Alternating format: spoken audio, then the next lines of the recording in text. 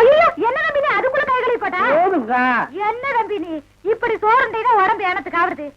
இந்த ஒரு கம்பு மோரையாதும் குடி. இப்பதானே கட்டி தறி போட்டு 5 தடவை சாப்பிட்டேன். அதுக்கு தான் இதுல இஞ்சி தட்டி போட்டுருக்க. நீ எவ்வளவு சாப்பிட்டாலும் சீக்கிரம் சேரணமாயிட. அன்பு சொல்ல தாங்க முடியல. ஆமா மச்சான் சாப்பிட்டாரா? அதுக்கு இன்னைக்கு என்ன முக்கியமான சோல் இருக்குதாமா. இன்னைக்கு ஒரு நாள் மட்டும் வெளியில சாப்பிட்டாரேன்னு சொல்லிட்டு போச்சு. அக்கா தேன்மொழிக்கா, மம்மி, சிஸ்டர், பிளீஸ் எவனாவது ஒரு கழுதை வெளியே வாங்கலேண்டியா? அம்மா ஏய் பிச்சைக்கார நாயே, நான் ஒருத்தங்க இருக்கல இந்த வீட்டுக்கே வரமா? போடா அந்த பக்கம். என்ன மிரட்டுற?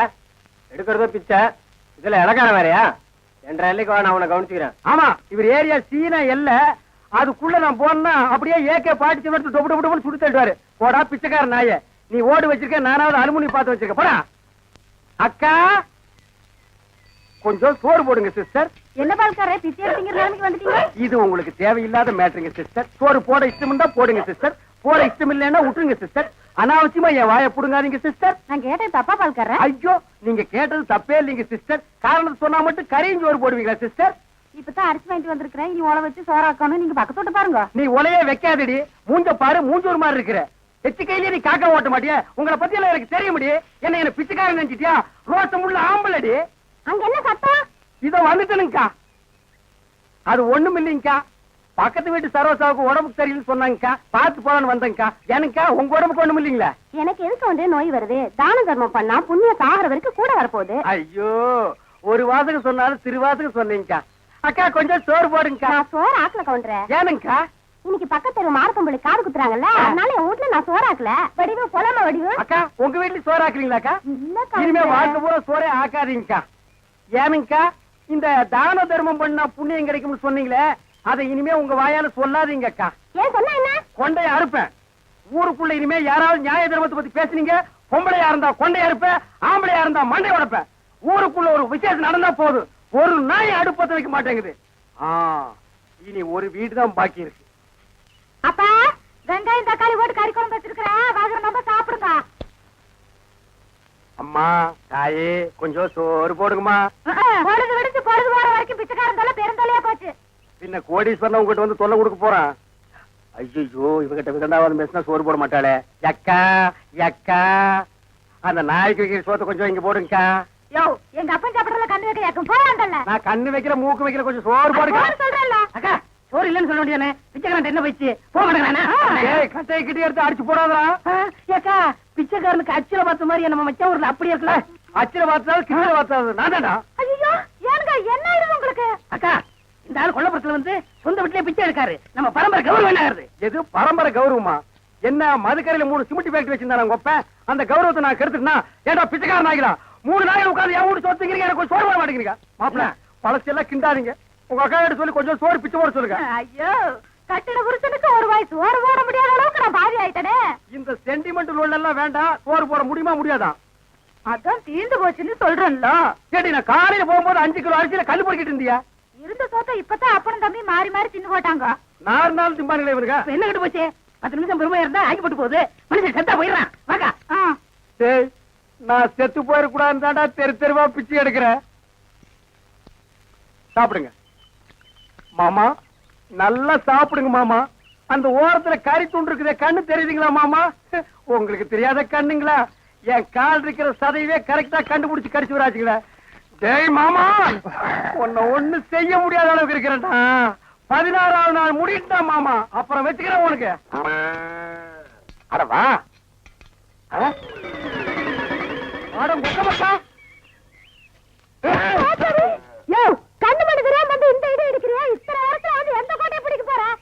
வாசல்ல கட்டி வச்சு நாய் எங்கடி? வாசல்ல கட்டின நாய் வாசல்ல தான் இருக்கு, நடு வீட்டுக்குள்ளாரையா இருக்கு. ஏடி நாய பாத்துக்காம போட்ட கழுத, அதை தவிர உனக்கு என்ன ஆயிடுது உனக்கு? நாய் மாதிரி குலைக்கிற? ஏடி நான் பேசுறது நாய் குலைக்கிற மாதிரியா இருக்கு? ஐயோ இப்ப நான் என்ன பண்ணுவேன்?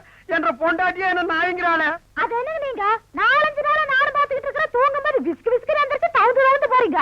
ஐயோ ஐயோ இந்த 7 வீட்டு எச்சிக்கல நாய்க்கு சோத்த போட்டிருந்தா எனக்கு இந்த நிலைமை வந்திருக்குமா? இப்ப எல்லாரையும் கடிச்சு வைக்கணும் போல தோணுது. வீடு வரை மச்சான், வீதி வரை அக்கா, காடு வரை பாதர் கடைசி வரை யாரு ஏண்டா மாப்பிள வெளியில சங்கிலி போட்டு கட்டி வச்சு கொப்பரை பாத்தியா வழக்கமா இந்த நேரத்துல ஏதாவது சோரியா வெளிய போறதுண்டா நான் கேக்குறதுக்கு பதில் சொல்லிட்டு அப்புறம் பர்சனாலிட்டி லோட் பண்றான் கொப்பரா எங்கடா என்ன மரியாதை செய்யுது அவனை மரியாதை மட்டும் இல்ல நான் எங்கன்னு சொன்ன உன் மண்டையும் தேஞ்சு போயிடும் அது மூஞ்சில 2 கிலோமீட்டர் இருக்கா சும்மா தோச்சிட்டு இருக்கிறியா படுவா மந்திரவாதி உயிர் கிளி கேட்டு இருக்கிற மாதிரி என்ற உசுர அந்த நாய் கேட்டு இருக்கிறான் இப்பெல்லாம் பூனை பார்த்தா துரத்தணும் போது தோணுது கரண்ட் மரத்தை பார்த்தா காரை தூக்கணும் போது தோணுது சொல்றான் ஐயா மனுஷன் வெளியே போயிட்டு வந்தா நிம்மதி இருக்க முடியுதா அப்பவும் சொல்றேன் இப்பவும் சொல்றேன் அவனை உலகத்தை பாக்குறது இதுவே உனக்கு கடைசி நாள் திரும்ப நாயோட வரல அடுத்த வருஷம் இதே மாசம் இதே தேதி இதே நாள் இதே மணிக்கு உனக்கு தேவசம் தான் போனாயே கொப்ப நாயோட திரும்பி வானாய அக்கா என் நாயை பாத்தீங்களா வேற வேலை இல்ல போயா சிப்பிலி பணவெல்லாம் என்ன பால்கார் நாக்கு தொங்க போட்டுட்டு மூச்ச முட்டிட்டு ஓடியாரத பார்த்தா அநேகமா வெறி முத்தி போயிருக்கும் போல இருக்க எதுக்கும் ஒரு கயிறு தயார் பண்ணு இந்த பாருங்க வைத்தீர நீங்க நினைக்கிற மாதிரி எனக்கு வெறிகிரி பிடிக்கல கயிறு கயிறு தயார் பண்ணீங்க அப்புறம் நான் உன்னை கடிச்சு வச்சு ஓடி போயிருவேன் நல்ல வேளை இவன் மாமா சண்டைக்கு வர வேண்டாம் சமாதானமா போயிருவோம் உங்களுக்கு என்ன மாமா நான் குறை வச்சேன் வரும்போது காஞ்சி கருவாடு மாதிரி வந்தீங்க இப்ப தின்னு உங்க மாமா மாயாவி மாதிரி ஆயிட்டீங்க இன்னைக்கு ஒரு நாளைக்கு இருந்து அப்புறம் செத்து போயிருங்க மாமா மாமா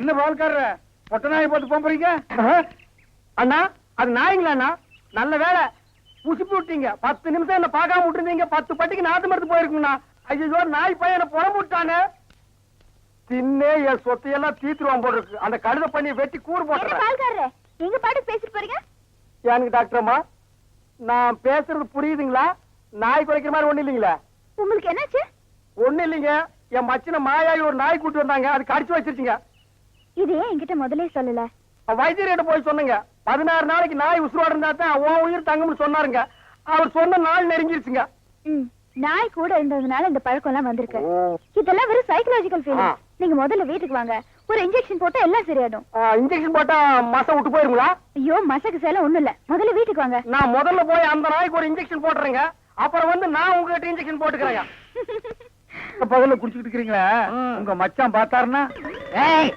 கள்ளி சாராத்தி கலக்கி அடிச்சேன்னா என் மச்சான் என் சமம் எங்க போய் முடிய போகுதோ